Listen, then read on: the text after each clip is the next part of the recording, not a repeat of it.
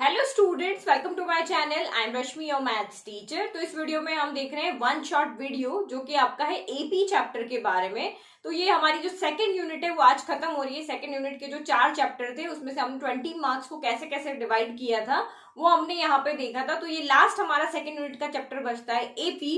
तो सबसे पहले आप देखो एपी में से आपका सिलेबस कौन सा हट चुका है।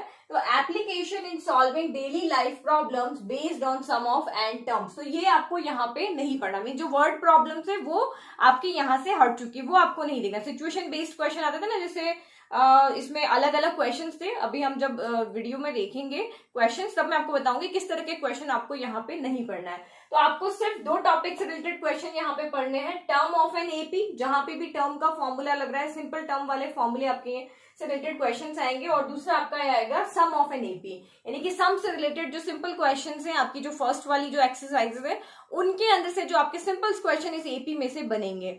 अब जब मैंने आपको यहाँ पे वेटेज की अगर हम बात करते हैं तो ये स्टैंडर्ड और बेसिक के लिए अलग अलग है। बेसिक वालों के लिए चैप्टर का वेटेज बहुत ज्यादा है, जबकि जो स्टैंडर्ड वाले हैं उनके लिए इस चैप्टर का वेटेज बहुत कम है। तो स्टैंडर्ड के लिए इस चैप्टर का वेटेज है ओनली 1 मार्क्स। अगर हम स्टैंडर्ड के लिए बात करते हैं तो ये कहाँ से पता चल रहा है, तो आप खुद अभी अपना जो सैंपल पेपर है ना इस ईयर का वो उठा के देखना। तो सैंपल पेपर के अंदर जो स्टैंडर्ड वाला पेपर है उसमें देखा एपी का ओनली 1 मार्क का क्वेश्चन आ रहा है, और जो बेसिक वाले हैं उनके लिए इस चैप्टर का वेटेज है 7 मार्क्स का। तो उनको जो आपका 5 मार्क का क्वेश्चन है ना वो इस चैप्टर में से आपका आएगा ही आएगा। तो 5 मार्क का क्वेश्चन इसमें से बनेगा, या फिर आपका अगर ये कहते हैं कि उसमें से जो 4 मार्क के केस बेस्ड क्वेश्चन है उसमें ये क्वेश्चन आ सकता है, तो उनको मैक्सिमम मार्क में ये वाला चैप्टर उनके लिए आएगा जहां पे उनका वेटेज वहां पे ज्यादा होगा। तो स्टैंडर्ड के लिए सिर्फ 1 मार्क यानी 1 मार्क के 2 क्वेश्चन भी आ सकते हैं, सिंपल क्वेश्चन उनके लिए आएंगे। जबकि बेसिक वालों के लिए ये वेटेज रखता है 6 to 7 मार्क्स का। ठीक है। और अगर देखो स्टैंडर्ड वालों को इस चैप्टर को पूरा पढ़ना क्यों जरूरी है, चाहे ये अभी भाई एग्जाम में नहीं आ रहा है, बट जिन्होंने स्टैंडर्ड लिए वो आगे जाके मैथ्स लेंगे तभी उन्होंने स्टैंडर्ड लिए। तो अभी नहीं पढ़ोगे तो 11th में जाके तो आपको वैसे भी ये वाला चैप्टर पढ़ना है, क्योंकि वहां पर भी एपी है। तो ये अभी बेसिक है यहाँ पर, तो इसको अगर आप अभी 10th क्लास में अच्छे से पढ़ लोगे तो आपके 11th में आपके लिए बहुत एक चैप्टर बहुत बार आपके लिए हेल्पफुल रहेगा। तो ये आपका बेसिक है जो आपके आगे जाके यूज आएगा। तो पता नहीं क्यों इन्होंने स्टैंडर्ड के लिए कम रखा है, बेसिक के लिए अलग है, जबकि ये चैप्टर स्टैंडर्ड वैल्यू के लिए ज्यादा हेल्पफुल है। तो नाउ अब हम क्वेश्चंस देख लेते हैं, किस तरह के क्वेश्चंस हमें बुक में से करने हैं, एनसीईआरटी बुक में से करने हैं, किस तरह के क्वेश्चंस हमारे एग्जाम में आए हैं लास्ट ईयर्स में से, और रिड्यूस सिलेबस के अकॉर्डिंग हमें इस ईयर किस तरह के क्वेश्चंस पूछ सकते हैं, तो वो हम यहाँ पर देखते हैं। तो नाउ सबसे पहले इंट्रोडक्शन। तो यहाँ पे देखो सबसे इस तरह के क्वेश्चंस भी आपको आ जाते हैं कि आप चेक करो कि ये एपी है या नहीं है। तो ये जो मैंने आपको 5.1 एक्सरसाइज का इंट्रोडक्शन बताया था वहां से मैं आपको बता रही हूँ। तो जैसे आपको ये एक यहाँ पे सीरीज दी हुई है, अब आपको चेक करना है ये एपी है या नहीं है। तो फर्स्ट टर्म को हम A1, सेकंड को A2, थर्ड को A3, फोर्थ को A4 और A5 हमने ले लिया। अगर इन सबका कॉमन डिफरेंस, बीच का जो कॉमन डिफरेंस है, अगर वो सेम आ जाता है तो वो एपी है, अदरवाइज वो एपी नहीं है। तो कॉमन डिफरेंस क्या हो जाएगा, A2 minus A1, A3 minus A2, A4 minus A3, A5 minus A4। तो जब हमने इसको सॉल्व करके देखा 3 माइनस 1 2 आ रहा है, 6 माइनस 3 3 आ रहा है, 7 माइनस 6 आपका 1 आ रहा है। तो यहाँ पे ये कॉमन डिफरेंस आपका सेम नहीं आ रहा है, दैट मीन्स कि ये आपका एपी नहीं है। तो ये एपी चेक करने का तरीका। फिर उसके बाद फिर आपके टर्म से रिलेटेड क्वेश्चंस आपके यहाँ पे आएंगे। तो nth term of an AP, तो किसी भी एपी का टर्म फाइंड करने का फॉर्मूला होता है अपने यहाँ an equal to a plus n minus 1 into d. अब सबसे पहले आपको यहाँ पे जो बच्चों का कंफ्यूजन है कि मैम n क्या होता है और an क्या होता है। तो जैसे आपकी कोई भी एपी चल रही है, जैसे यहाँ पे हो गया 3 6 9 और ऐसे करके आपको कहा कि आप 20th टर्म फाइंड करके बताओ, इसकी 20th टर्म यहाँ पे फाइंड करके बताओ। तो ए एन क्या हो जाएगा, एन इसमें से जो भी टर्म 20 लास्ट टर्म आपको यहाँ पे फाइंड करनी। 20 यहाँ पे एक्चुअल में क्या होता है, टोटल नंबर ऑफ टर्म, जो भी इसकी इस एपी में जितनी भी टर्म्स होगी वो सारी नंबर ऑफ टर्म, यानी कि 1 2 3 4 5 और इस तरह से इसमें टोटल 20 टर्म है। तो एन इक्वल टू आपका यहाँ पे क्या हो जाएगा, 20 हो जाएगा। अब इसने पूछा 20th टर्म कौन सी होगी, यानी 20 की जगह पे यहाँ पे कौन सा नंबर होगा। तो वो हम इस फॉर्मूले से फाइंड करते हैं। ए एन यानी कि उसका वो नंबर ऑफ टर्म, यानी कि nth टर्म या जो भी आपको टर्म यहाँ फाइंड करने के लिए कहा है वो आपका ए एन होता है। तो A20 हो जाएगा, A20th नंबर पे टर्म, ये है टोटल नंबर ऑफ टर्म, और ये A20 यानी 20th नंबर की टर्म, 20 नंबर पे कौन सा, यहाँ पे जैसे आप क्लास में बच्चे बैठे आप काउंट करते हो ना, फर्स्ट पे राम बैठा है, सेकंड पे ये बैठा है, थर्ड पे ये बैठा है, फोर्थ पे ये बैठा है, तो उस तरह से जो आप काउंट कर रहे हो 1 2 3 4 वो आपके यहाँ पे हो जाएंगे एन, और फिफ्थ प्लेस पे कौन बैठा है तो वो आपका ए एन हो जाएगा। इस तरह से आप समझो, ठीक है। तो ये A N equal to A plus N minus 1 into D का फॉर्मूला है। सबका मतलब यहाँ लिखा हुआ है। क्वेश्चन जब भी आएगा तो इस फॉर्मूले में से कोई तीन चीज आपको यहाँ पे दी होगी। 4 वेरिएबल है, एक ये वेरिएबल है, एक ये है, एक ये और एक ये है। ए एन है, ए है, एन है और डी है। तो इसमें से किन्हीं तीन की वैल्यू आपको गिवन होगी और चौथी आपको यहाँ पे फाइंड करनी पड़ेगी। तो ये हमारा यहाँ पे एक फॉर्मूला हो गया। फिर नेक्स्ट आपका यहाँ पे सम वाला फॉर्मूला हो गया कि सम ऑफ एन टर्म्स। तो sum of n terms find करनी है, कोई सीरीज आपको दी, आपको कहा कि इसकी सारी टर्म्स का सम फाइंड करो।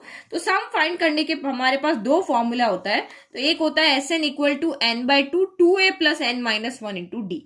तो जिसकी भी वैल्यू गिवन हो, यानी कि इसमें भी सेम 4 वेरिएबल है, एक एस एन है, एक एन है, एक ए है और एक डी है। तो अगर आपको कॉमन डिफरेंस दिया हुआ है और नंबर ऑफ टर्म्स, आपको टोटल नंबर ऑफ टर्म्स दी हुई है या उनका सम फाइंड करने के लिए कहा है, तो ये वाला फॉर्मूला लगाना है। लेकिन जब आपको कोई टर्म एपी आपको यहाँ पे दी हुई है, आपको लास्ट टर्म उसमें गिवन है, ठीक है। जैसे अभी यही वाली थी, 3 हो गया, 6 हो गया, 9 हो गया, और आपका यहाँ पे लास्ट टर्म इसकी 30 आपको यहाँ पे गिवन है। तो इन सारी टर्म का जब आपको सम फाइंड करना है तो आप यहाँ पे S n equal to n by two A plus l का फॉर्मूला भी लगा सकते हो। पहले आपको यहाँ पे ये कहा है कि इसमें n इक्वल टोटल 10 टर्म है, टोटल 10 टर्म का सम फाइंड करो। तो n आपका 10 हो गया, a फर्स्ट टर्म हो गया और l आपका लास्ट टर्म हो गया। और डायरेक्ट हम यहाँ पे n by two A plus l का फॉर्मूला भी लगा सकते हैं। तो ये फॉर्मूला तब लगाना जब लास्ट टर्म गिवन हो और जब आपको इसमें से कोई भी तीन चीज आपको पता है तो आप ये वाला फॉर्मूला लगा के और सम फाइंड कर सकते हो, ठीक है। अब देखते हैं इसमें से क्वेश्चंस किस तरह से आएंगे। तो वर्ड प्रॉब्लम इसमें से आपकी एक भी नहीं आएगी।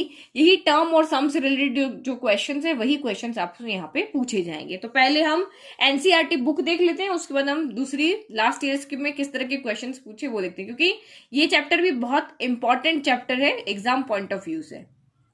तो 5.1 एक्सरसाइज तो सिंपली आपके ये एपी है या नहीं है वो चेक करने के लिए है। तो एक दो क्वेश्चन इसमें से आप प्रैक्टिस कर लेना कि कॉमन डिफरेंस फाइंड करके देखना है कि सबका कॉमन डिफरेंस सेम आ रहा है तो एपी है, अदरवाइज वो एपी यहाँ पर नहीं है। नाउ 5.2 और एग्जाम्पल्स जरूर सॉल्व करना, एग्जाम्पल्स में से भी क्वेश्चन आते हैं। जैसे आपका ये एग्जांपल है ना, how many 2 digit numbers are divisible by 3। तो आपको एपी यहाँ पे दी हुई नहीं है लेकिन एपी आपको खुद से बनानी है। तो ये इस तरह के क्वेश्चन भी बहुत इंपॉर्टेंट होते हैं। तो ये आप जो 2 डिजिट हो गया, 3 डिजिट हो गया, तो इस तरह के क्वेश्चंस भी आ जाते हैं कि वो 3 से डिविजिबल है, 5 से डिविजिबल है, इस तरह से कंडीशंस लेके क्वेश्चन आते हैं। तो ये भी आपके 2 या 3 मार्क्स में इस तरह के क्वेश्चन आ जाते हैं। तो 5.2 एक्सरसाइज ये आपको पूरी सॉल्व करनी है। बस इसमें से आपके, क्योंकि ये जो आपके क्वेश्चंस है ना इस तरफ वाले, ये सारे क्वेश्चंस बहुत इंपॉर्टेंट क्वेश्चंस है। इसी तरह के क्वेश्चन आएंगे, how many multiples of 4 lie between 10 and 100, how many 3 digit number are divisible by आपका 7 हो गया, या फिर ये वाले इस तरह के क्वेश्चंस है ना। ये क्वेश्चंस आपके जहां इक्वेशंस बनाने वाले क्वेश्चंस है, ये सारे आपके बहुत इंपॉर्टेंट क्वेश्चन है। इस तरह से ये find the 20th term from the last से आपको जो पूछा है इसके लिए अलग फॉर्मूला है, या वीडियो में देख लेना मैंने इसको किस तरह से समझाया है। इसके लिए अगर हमको आगे से कोई टर्म फाइंड करनी तो A N equal to A plus N minus 1 into D होता है। अगर पीछे से फाइंड करना तो उसके लिए फॉर्मूला आपका यहाँ पे डिफरेंट होता है। फिर ये वाले कुछ तरह के, ये वर्ड प्रॉब्लम है ना, सब आ रहा हो, स्टार्टेड वर्क इन, इस तरह के क्वेश्चन आपके नहीं आएंगे। तो ये 18 तक तो आपको 5.2 में से कर लेना है। फिर सम के लिए अगर हम देखते हैं जो हमारी एक्सरसाइज 5.3 है, तो ये भी इंपॉर्टेंट है। ये भी सारे आप यहाँ पे, क्योंकि इनको जब आप प्रैक्टिस करते हो ना तो ये आपके और कंसेप्ट क्लियर करते हैं। जो भी आपके यहाँ पे एन कैसे फाइंड करना है, किसी क्वेश्चन में आपको ए दिया हुआ है, किसी में एन दिया हुआ है, तो ये सारे क्वेश्चन आपके इंपॉर्टेंट है। एक बार इनको अच्छे से सॉल्व करना।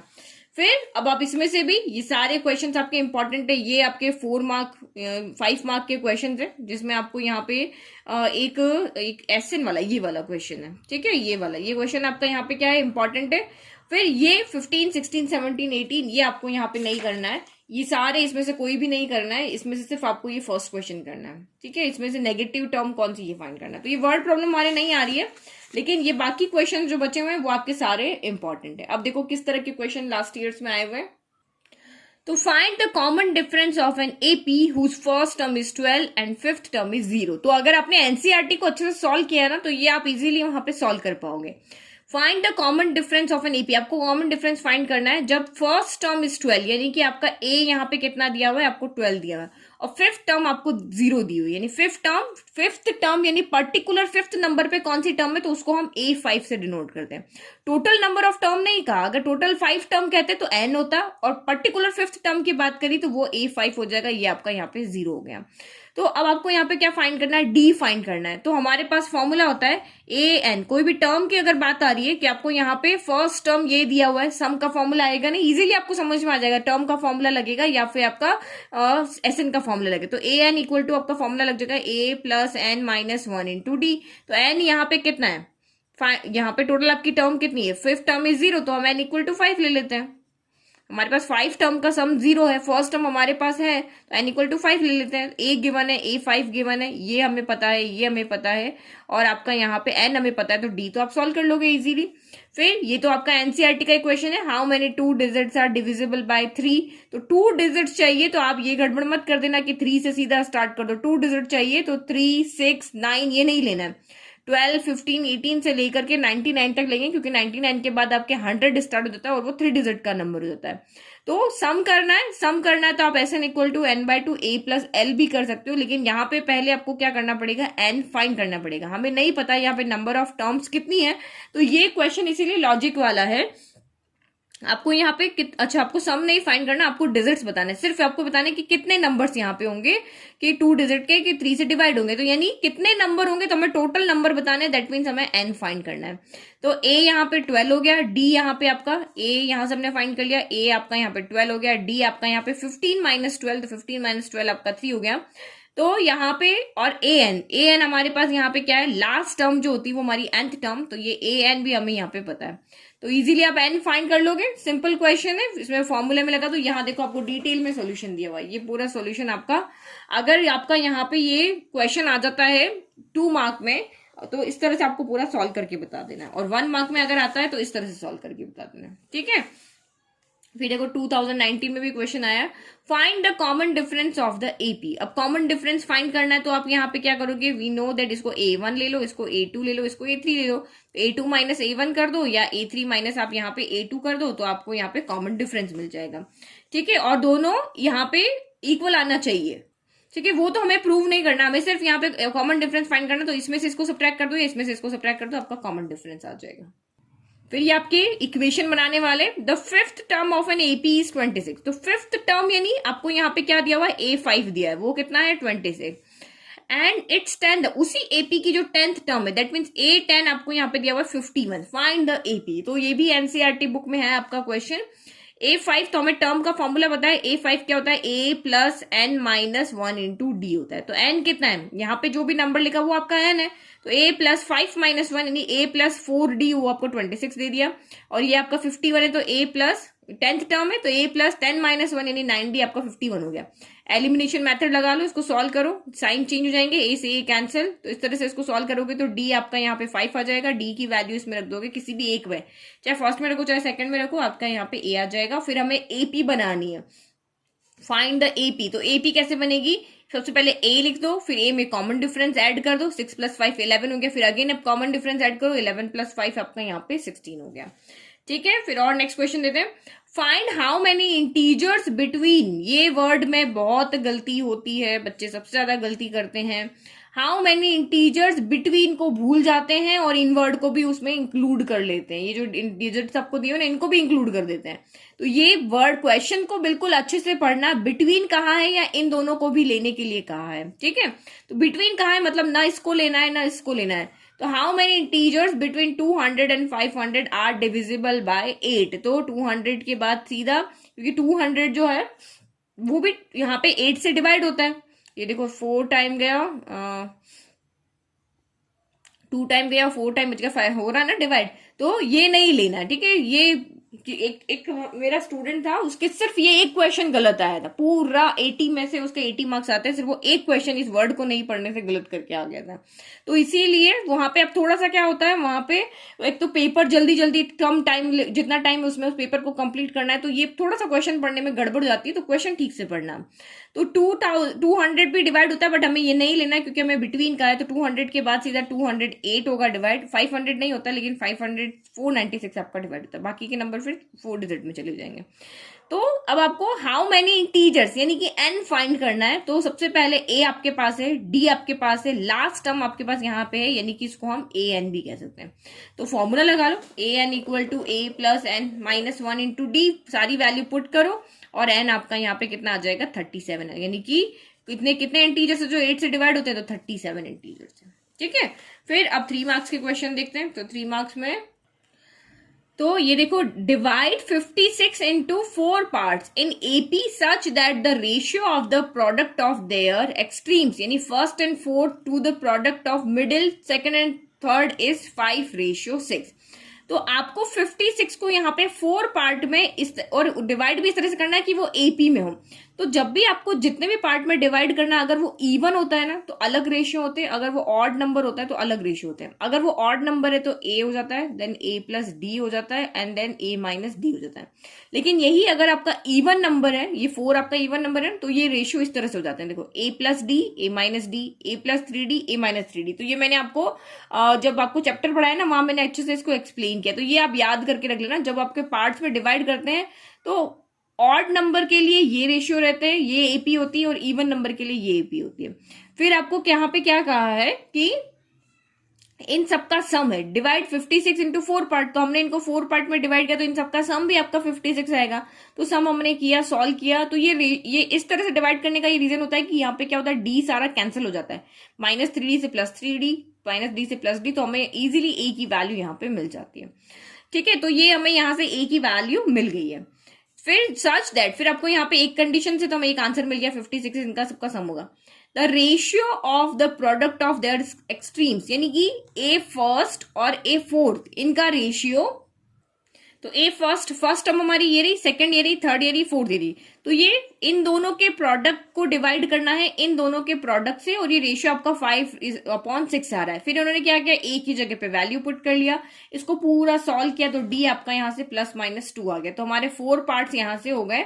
ए और डी की वैल्यू को पुट करके अगर आप देखोगे तो हमारे यहाँ पे 4 पार्ट्स सॉल्व हो जाएंगे। फिर सबसे इंपॉर्टेंट क्वेश्चन जो बहुत बार रिपीट होता रहता है, ये वाला, ये भी आपको, आप सेम क्वेश्चन को बाय मैथ्स टीचर करके सर्च करोगे ना तो आपको मिल जाएगा। कोई भी क्वेश्चन, मैंने 10th क्लास के 2000 वीडियो अपलोड कर रखे हैं, ओनली 10th क्लास के लिए, सभी तरह के क्वेश्चन मेरे चैनल पे। बस आप क्वेश्चन को बाय वर्ड ये एज इट इज सर्च करो, आपका माइक का बटन दबाओ और बोलो the pth, qth and R term of an AP are A B and C show that by maths teacher, तो आपको देखना ये आंसर वहां पे मिल जाएगा। तो इसी तरह से आपको क्वेश्चंस को सर्च करना है, तो ये आपको मिल जाएगा यहाँ पे इजीली। आप उसको वहां पे देखना, मैंने क्योंकि ये 5 मार्क का क्वेश्चन है तो मैं आपको यहाँ पे सिंपली नहीं बता रही हूँ, मैं अपने मेथड से जो मैंने सॉल्व करके दिखाया ना, आप वहां देख लेना। फिर देखो, थोड़े से टफ क्वेश्चंस भी एग्जाम में आए हुए हैं। देखो 16 में आपका यहाँ पे आया हुआ है, तो ये तो बहुत बार रिपीट हुआ है। The digits of a positive number of 3 digit are in AP. अब देखो यहाँ पे 3 डिजिट्स है, 3 डिजिट्स तो हम यहाँ पे क्या लेंगे, a माइनस डी, ये देखो यहाँ लिखा हुआ a minus D, A plus D, हम ये लेंगे। अगर वो ये ऑड नंबर है ना इसलिए। एंड देयर सम इज 15, और इन तीनों नंबर का सम 15 है, तो डी से डी यहाँ पे पूरा कैंसिल हो जाएगा, और यहाँ पे a हमें 5 मिल गया।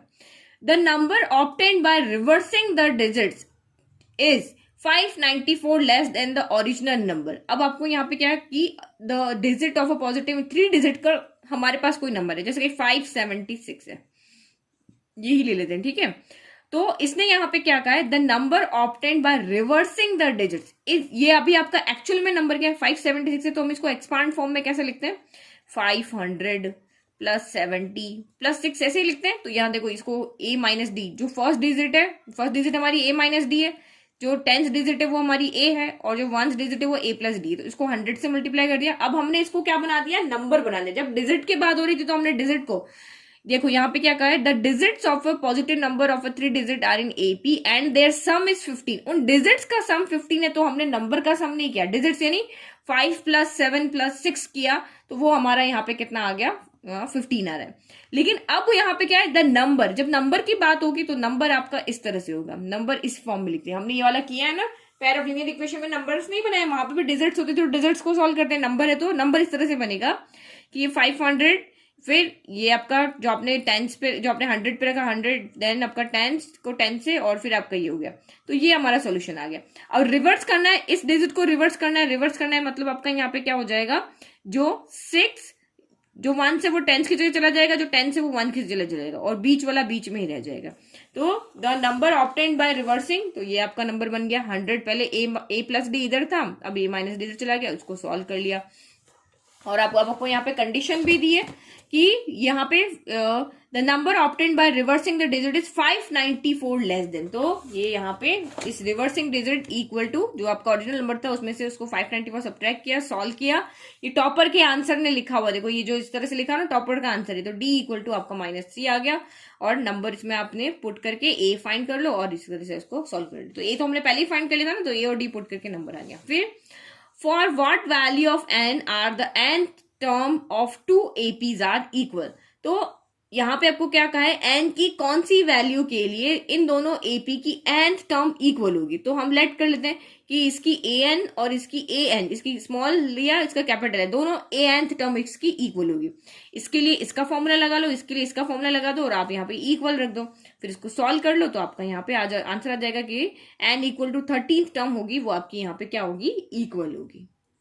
फिर एक और क्वेश्चन देखो, which term of the arithmetic progression -7 -12 -17 -22 will be -82। यानी ये आपकी एक एपी चल रही है, तो इसमें -82 भी यहाँ पे आ जाता है। तो हमें पता है ये फर्स्ट है, ये सेकंड है, ये थर्ड है, ये फोर्थ है, लेकिन हमें बताना है कि -82 इस एपी की कौन से नंबर की टर्म है। एक्चुअल में हमें इसका यहाँ पे क्या बताना है, ये कौन से नंबर पे आ रही है, वो हमें यहाँ पे फाइंड करके बताना है। फिर आपको बताना है इस -100 भी इस एपी की कोई टर्म है, तो हम इसको लेट कर रहे हैं कि ये इसकी nth टर्म है। तो nth टर्म को हम an से डिनोट करते हैं। तो हमें यहाँ से फर्स्ट टर्म पता है, यानी a पता है, d पता है, तो an equal to a plus n minus 1 into d करके, क्योंकि हमें n नहीं पता तो हम n फाइंड करें, तो उसको फाइंड किया, तो n इक्वल टू आपका यहाँ पे 16 आ गया, यानी कि -82 इस एपी की 16th नंबर की टर्म है। अब इसने बोला कि चेक करके बताओ कि क्या -100 भी इस एपी की कोई टर्म है। तो हमने सेम इसको सॉल्व किया, -100 यहाँ पे रखा और सॉल्व किया।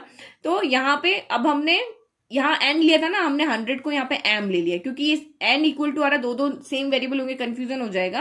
तो ये देखो डिटेल में सॉल्यूशन यहाँ पर है। तो इसी तरह से आप इसको जब सॉल्व करोगे, तो जब भी हम कोई पोजीशन बताते हैं ना, तो वो पोजीशन कभी भी फ्रैक्शन में नहीं आती है, फ्रैक्शन वो हमेशा नेचुरल नंबर में आती है। तो जब हमने इसको सॉल्व किया, तो जैसे ये पूरा कंप्लीट नंबर आ रहा है, नेचुरल नंबर आ रहा है, बट जहां पे हमने इसके लिए -100 के लिए सॉल्व किया, तो ये कंप्लीट नंबर नहीं आ रहा है।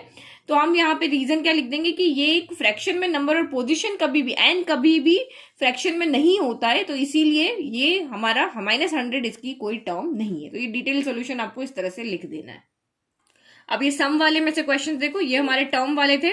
तो if nth term of an AP is 2n+1 what is the sum of its first 3 term. तो ये मैंने आपको कहा था ना, जब वो बताया था तभी, इस तरह के क्वेश्चन इंपॉर्टेंट होते हैं। तो ये इसलिए इंपॉर्टेंट होते हैं क्योंकि आपको यहाँ पे आपको टर्म n की फॉर्म में दी हुई है। अब इस n के फॉर्म को आपको यहाँ पे क्या करना होता है, एपी बनानी होती है। n इक्वल टू 1 रखोगे तो फर्स्ट टर्म मिल जाएगी, n इक्वल टू 2 रखोगे तो 2 2 जा 4 + 1 5 सेकंड टर्म मिल जाएगी, n इक्वल टू 3 रखोगे तो यहाँ पे थर्ड टर्म मिल जाएगी। अब इनका सम आप इजिली फाइंड कर लो। आपके पास n इक्वल टू यहाँ पर 3 है, a आप फर्स्ट टर्म आपकी 3 है, और d आपका यहाँ पे 5 - 3 यानी कि 2 हो जाएगा। आप n/2 a + l वाला फॉर्मूला भी लगा सकते हो, क्योंकि लास्ट टर्म हमें यहाँ पे पता है। तो ये आपका डिटेल सोल्यूशन हो गया। सेम यहाँ पे भी सेम इसी तरह का क्वेश्चन है। ओके, फिर अब 2 मार्क्स के क्वेश्चन देखते हैं यहाँ पे। If Sn the sum of first n term of an AP is given by Sn equal to 3n square minus 4n, find the value of n term। तो ये देखो बुक के अंदर जो क्वेश्चन बताया था मैंने आपको, 1 मिनट रुको मैं बताती हूँ, वो क्वेश्चन आप कर लोगे ना, तो आपने अगर वहां पे क्वेश्चन वो अच्छे से किया होगा तो ये भी आप इजीली कर पाओगे। तो ये एक सेकेंड, ये वाला क्वेश्चन 11 नंबर का क्वेश्चन, कि अगर आपको यहाँ पे दिया हुआ है, सम आपको दिया हुआ है, तो एपी कैसे बनाना है वो यहाँ पे ये क्वेश्चन है। तो यहाँ पे भी देखो सम आपको दिया हुआ है, आपको एपी बनानी है, nth टर्म बनानी है, तो ये उस क्वेश्चन से बिल्कुल रिलेट करता हो। तो जो भी क्वेश्चन करो उसको अच्छे से करो कि उसके मिलता जुलता क्वेश्चन आप कर पाओ। ये देखो 2019 में आपका ये क्वेश्चन आएगा। If the sum of first n term of an AP is n square then find its n term. तो यहाँ पे भी सेम वही क्वेश्चन है कि आपको एस एन यहाँ पे दिया हुआ है एन स्क्वायर, तो आपको पहले एक एपी बनानी पड़ेगी और एपी के बाद में आपको एपी बनाने का मतलब ए और डी फाइंड करना पड़ेगा। तो यहाँ पर भी यही है, ए और डी फाइंड करना पड़ेगा। ए और डी फाइंड होते ही तो आप एपी बना लोगे और उसको सॉल्व कर लोगे। तो ये यहाँ पे इसका सोल्यूशन है, ये सिंपल सोल्यूशन है, डिटेल में सोल्यूशन है। तो वो एनसीईआरटी बुक वाला क्वेश्चन कर लोगे ना तो आप ये वाला इजीली अटेंड कर पाओगे। फिर find the sum of first 8 multiples of 3। तो 8 मल्टीपल्स ऑफ 3 तो आप लिख दोगे, 3 का टेबल लिखना है और 3 8 तक लिखना है। तो ये आप इजीली लिख सकते हो, s n equal to n by two A plus l का फॉर्मूला भी लगा सकते हो यहाँ पे। पहले तो 8 आपका यहाँ पे एन हो गया, ए आपका यहाँ पे 3 हो गया, डी यहाँ पे चाहिए तो लिखो, नहीं तो एल इक्वल टू 24 हो गया और फॉर्मूला लगा के आप सॉल्व कर सकते हो। तो ये आपका टॉपर्स का आंसर है, उसने कैसे लिखा था कि उसको पूरे मार्क्स यहाँ पे मिल गए थे 2 मार्क्स से, ठीक है। फिर how many terms of the AP be taken so that their sum is 0। तो यहाँ पे एस एन इक्वल टू 0 लेकर के, और आपको एपी गिवन है तो ए पता है, डी पता है, एस एन आपको पता है, एन ही तो फाइंड करना है, सिंपल क्वेश्चन। तो इसी तरह के क्वेश्चन आपके यहाँ पे एग्जाम में आएंगे। अब हम यहाँ पे देखते हैं 3 मार्क के क्वेश्चन किस तरह से आए थे। तो in an AP the sum of first n term is this. तो ये वही क्वेश्चन है जो अभी मैंने आपको 11 बताया ना, कि जब आपको सम यहाँ पे गिवन हो और आपको यहाँ पे कोई भी टर्म फाइंड करनी हो, तो ये उसी से रिलेट करता हुआ क्वेश्चन है। तो वहां पे इसको देख ले, ये एक फॉर्मूला अगर आपको याद है ना, ये फॉर्मूला याद रख लो इस क्वेश्चन के लिए, A N equal to S N minus 1 होता है। डायरेक्ट आप इसको यहाँ पे याद कर लो। तो जब यहाँ पे S25 यानी कि आपको 25th टर्म आपको यहाँ पे चाहिए, तो A25 चाहिए, तो S25 माइनस S24 हो जाएगा। इसमें एक बार 25 रख दो, एक बार 24 रख के इसको सॉल्व कर लो, ठीक है। तो वहां पे भी मैंने यही समझाया कि ये फॉर्मूला कैसे बना है, ये मैंने आपको समझाया है इस क्वेश्चन नंबर 11 में। एक्सरसाइज नंबर है आपकी यहाँ पे 5.3 का क्वेश्चन नंबर 11 में दिखाया है कि ये फॉर्मूला कैसे बना है। आप इसको डायरेक्ट भी वहां पे लिख सकते हो। फिर ये रेशियो वाला question, if the ratio of the sum of first n terms of 2 AP are this and this, find the ratio of their mth term. तो ये हमें सम का रेशियो दिया हुआ है और इसमें से हमें टर्म का रेशियो कैसे फाइंड करना है, तो ये भी मैंने आपको आर डी शर्मा में से क्वेश्चंस कराए हुए हैं, इस तरह के क्वेश्चन। तो ये इन्हीं सम का फॉर्मूला लगाना है, रेशियो लिख देना है और इसको कैसे चेंज करना है कि ये टर्म का फॉर्मूला बन जाए, ये चीज यहाँ पे इंपॉर्टेंट है। तो इसमें बच्चे बहुत गलती करते हैं, तो इस तरह के क्वेश्चन की आप प्रैक्टिस जरूर करके जाना। फिर नेक्स्ट आप यहाँ पे देखो, find the sum of all 2 digit natural numbers which are divisible by 4। तो आप यहाँ पे लिख लोगे सारे वो नेचुरल नंबर, ऑल जो 2 डिजिट के बनते हैं उसकी पहले यहाँ पे लिख लो, एपी लिख लो, यानी कि 2 डिजिट के चाहिए, यानी कि आपके 12 से हो जाएंगे। तो ये 12 हो गया, 16 हो गया, इस तरह से करके 100 से कम यहाँ पे हो जाएगा 98, ठीक है। ये भी 4 से आपका डिवाइड है, ठीक है। तो ये इनमें से पहले एन फाइंड करो और फिर आप उसमें सम का फॉर्मूला लगा के, या फिर लास्ट टर्म है ना, लास्ट टर्म गिवन है तो यहाँ पे तब भी हमें एन तो चाहिएगा। पहले एन आपको यहाँ पे क्या करना पड़ेगा, कैलकुलेट करना पड़ेगा, उसके बाद एन का फॉर्मूला लगा के सॉल्व कर लेना। फिर ये देखो, find the sum of all odd numbers between 0 to 50। तो ऑड नंबर्स आप यहाँ पे लिखो, फिर वही आपको एन फाइंड करना है, उसके बाद एस एन का फॉर्मूला लगा देना, क्योंकि एन क्या होता है, total number of terms in this AP. ये फाइंड होगा तभी तो हम एस एन का फॉर्मूला लगा पाएंगे। फिर ये भी सबसे इंपॉर्टेंट क्वेश्चन है जो बहुत बार रिपीट होता है, if mth term of an AP, या वर्ड टू वर्ड सर्च कर लिख करके बाय मैथ्स टीचर करके सर्च करना, आपको यहाँ सोल्यूशन मिल जाएगा। इसको मैंने सॉल्व किया हुआ है, ठीक है। तो यहाँ पे उसको समझ लेना। फिर next, how many terms of an AP must be taken to give a sum of 636। तो यहाँ पे आपको एक्चुअल में आपको टोटल नंबर ऑफ टर्म्स की फाइंड करनी कि अगर हम यहाँ पे हमें सम 636 मिल रहा है तो हम इस एपी की कितनी टर्म लेंगे, 10 टर्म लेंगे, 12 टर्म लेंगे। तो बहुत सिंपल क्वेश्चन है, ए गिवन है आपको, डी गिवन है, एस एन गिवन है, पुट करके और इसको सॉल्व कर लीजिए। जो टॉपर्स का आंसर है उसने किस तरह से यहाँ पे लिखा है। फिर नेक्स्ट आप यहाँ पे देखो, जो अभी लास्ट ईयर ही क्वेश्चन आया है, if the sum of first 14 term of AP is this and its first term is 10, find the 20th term। तो यहाँ पे भी आपको क्या दिया हुआ है, सम दिया हुआ है 14th टर्म का, फर्स्ट टर्म आपको यहाँ पे दी हुई है 10 और ये आपको यहाँ पे फाइंड करना है। तो हमें यहाँ पे क्या चाहिए, टर्म फाइंड करने का फॉर्मूला होता है a plus N minus 1 into D होता है। तो एक्चुअल में हमें यहाँ पे क्या चाहिए, डी चाहिए, क्योंकि आपको n यहाँ पे दिया हुआ है, a यहाँ पे आपको दिया हुआ है, a n हमें पता है। तो इसको, ये जो हमारी इक्वेशन है ना, इसको सॉल्व करके हम पहले डी फाइंड करेंगे और डी फाइंड करने के बाद ए एन का फॉर्मूला लगा के हम इसको यहाँ पे सॉल्व करेंगे। फिर next is the first term of an AP is 3, the last term is 83। तो इस तरह के क्वेश्चन तो हमने बुक में किए हुए हैं, तो ये आपको सॉल्व करने में प्रॉब्लम नहीं आएगी, बट एग्जाम में इस तरह के क्वेश्चन भी आते हैं। तो आई होप मैंने आपको सारे टाइप के क्वेश्चन यहाँ बता दिए। ओके तो अगर आपने एनसीईआरटी बुक अच्छे से किया है ना तो ये सारे क्वेश्चंस आप वहां से कर पाओगे, क्योंकि इसी टाइप के क्वेश्चन आपके बुक के अंदर भी जो एक दो क्वेश्चन है ना, जैसे ये वाला बताया, एक वो पीक्यू वाला बताया, ये क्वेश्चन आपकी बुक में नहीं, तो ये वेरिएबल की फॉर्म में ना, इनको आप एक बार प्रैक्टिस करना। जो दो क्वेश्चन मैंने आपको बताए हैं, अगर पेपर टफ आता है ना तो इन दोनों में से एक क्वेश्चन तो आपको वहां पे मिल ही जाना है। तो अच्छे से प्रैक्टिस करो, सारे क्वेश्चंस मैंने आपको एक्सप्लेन कर दिए वन बाय वन। पहले एनसीईआरटी बुक सॉल्व करो, उसके बाद इस तरह की बुक्स को सॉल्व करो। तो ये ओसवाल की आपकी क्वेश्चन बैंक की बुक है, जिसमें आपके लास्ट ईयर्स के किस तरह के क्वेश्चंस आए हैं। तो स्टैंडर्ड वालों के लिए अलग है, बेसिक वालों के लिए अलग है। तो जिसको जैसे समझ में आता है, या तो आप लास्ट के 5 ईयर्स के पेपर देख लो, या फिर आप इस तरह की बुक देखो जहां पे आपको या वो स्पेशली उन बच्चों के लिए जो लास्ट मोमेंट में पढ़ रहे हैं, जिनको पता ही नहीं अभी क्या पढ़ना है, तो उन लोगों के लिए ये वाली बुक सबसे ज्यादा हेल्पफुल है। तो आई होप आपको ये वीडियो में जितने भी मैंने क्वेश्चंस बताए या ये वन शॉट वीडियो आपको अच्छे से समझ में आया कि अब आपको आपकी तैयारी कैसे करनी चाहिए, इस चैप्टर में से किस तरह के क्वेश्चंस करने चाहिए। तो all the best for your preparation. Thank you.